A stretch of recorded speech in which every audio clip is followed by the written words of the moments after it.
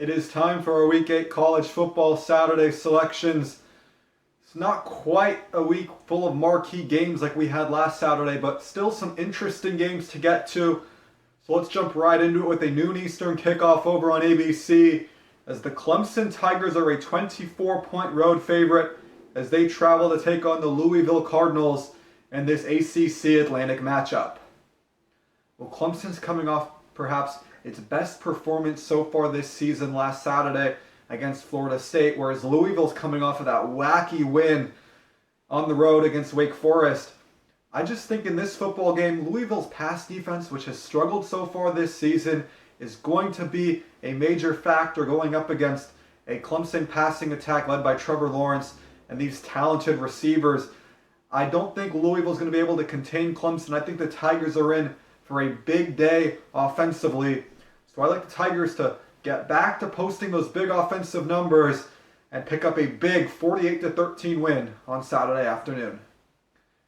Keeping it moving with another noon Eastern kickoff. This one's over on ESPN out in the SEC East as the South Carolina Gamecocks are a 5-point home underdog as they welcome in the Florida Gators. Well, these two teams are coming in off of completely opposite ends of the spectrum. You have Florida, who had that emotional win over Auburn 2 weeks ago, and then that big loss on the road to LSU in a game that they really impressed me in. Both those games, Florida seems to continue to show that they are a legitimate threat to win the SEC East against Georgia. Meanwhile, for South Carolina, they beat that Georgia team last Saturday on the road. But in the second half of that game, their offense just really struggled to get anything going. I know Ryan Hilinski, their starting quarterback, was hurt, and that was probably a big reason why. But even with Hilinski coming back this Saturday, you have to wonder if anything were to happen to him in this game, will South Carolina be able to move the football at all against this stout Florida defense? I know Florida had those two big games, and this might be a week where you have that letdown performance, but they didn't allow Auburn or LSU to run that many plays, and this isn't a South Carolina team that has a tendency to control time of possession. So I do think their defense should be physically fresh enough to win this football game. You wonder about the mental standpoint, but I just like Florida's football team from what I've seen so far this season, and especially in those last two games. I think this is a team that can win the SEC East, so I like them to go on the road and pick up a 10-point win against the South Carolina Gamecocks. Keeping it in the SEC, it's a 3:30 p.m. Eastern kickoff over on CBS between the LSU Tigers and the Mississippi State Bulldogs. The Tigers are a 17.5-point road favorite.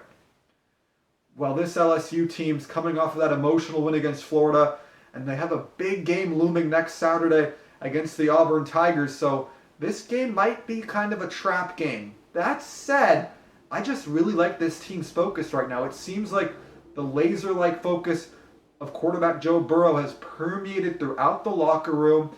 This team looks focused on getting to achieve their goals this season, and this is a Mississippi State team that has had issues passing the ball through the air on offense, hasn't been great on third downs offensively, and has a defense that's just looks like it's lost too much to the NFL last year and just isn't quite the same. So I think they're not going to be able to keep up with this LSU offense in this game. I'm going with the Bayou Bengals on the road, 35-14. Keeping it with another 3:30 Eastern kickoff. This one's over on ABC as the Oregon Ducks are a field goal favorite as they travel to Seattle to take on the Washington Huskies in this big Pac-12 North collision. Washington's offense has been way too up and down this season for my liking. I know they put together a good second half against Arizona last Saturday, but that Arizona pass defense, as I'm going to talk about in a minute, has not been good at all so far this season. So I don't take too much away from that performance. But what I do put stock into is that Washington's offense has had trouble in the red zone. They've had 32 red zone trips, only 17 touchdowns. They've had to settle for 12 field goals down there. And this is an Oregon red zone defense that they're going to be up against that's ranked in the top 5 in that category, and that's allowed only 2 red zone touchdowns all season. Washington's passing game has been up and down. They're not great on third downs. So I just think this Oregon defense, as good as it is going to put together a really strong performance and is going to help key the Ducks to a big win. I like Oregon on the road, 24-20 in this Pac-12 North matchup. Continuing ahead now, a 4 p.m. Eastern kickoff. This one's over on FS1 as the Baylor Bears, who are undefeated so far, are a 3-point underdog as they travel to Stillwater to take on the Oklahoma State Cowboys.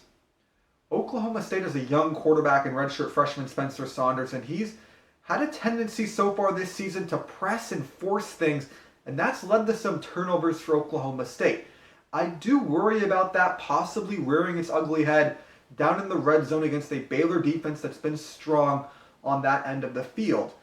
That said, though, Baylor did lose perhaps its best defensive player to a season-ending injury last week when talented linebacker Clay Johnston went down, and I wonder how much of an impact that will have not only in Baylor's red zone defense, but in their ability to stop the rushing game, which for Oklahoma State, who has a star running back in Chuba Hubbard, you know that's something they're going to emphasize. So I think Baylor's offense might not be able to make up for it in terms of how much they can score. And if Clay Johnston's injury has any type of impact, I just think Oklahoma State's going to win this football game. I like the Cowboys to knock the Bears from the ranks of the unbeaten by a score of 31-26 on Saturday afternoon. Jumping out west now to a Pac-12 matchup. The Pac-12 South has a big matchup that's flying under the radar. It's on the Pac-12 network. So it's a 6 p.m. Eastern kickoff as the Utah Utes welcome the Arizona State Sun Devils to Salt Lake City. The Utes are a 14-point home favorite. Arizona State is a true freshman quarterback in Jaden Daniels, and we've seen that inexperience show up in the red zone, as I believe Arizona State, out of their 20 red zone trips, has only punched in a touchdown on 9 occasions, so less than 50% of the time down there, they're getting into the end zone. That's not a recipe for success against this stout Utah defense that's very strong against the run. I don't think this is a breakout game for Eno Benjamin, the star Arizona State running back. And I think Utah's offense with Tyler Huntley at quarterback and Zach Moss at running back will be able to put together enough points in this game. At first I was going to say this game's close, but the more I think about it, I just worry if Arizona State's going to be able to score much. I like the Utes in a big win at home, 23-6. Keeping things in the Pac-12 South, it's some Pac-12 after dark as the Arizona Wildcats are a 10-point road underdog as they travel to Los Angeles to take on the USC Trojans. It is a 9:30 p.m. Eastern kickoff over on the Pac-12 network. As I mentioned earlier, Arizona's pass defense has been awful this season, but not only that, they've struggled getting off the field on third downs, and they average less than 1 sack per game.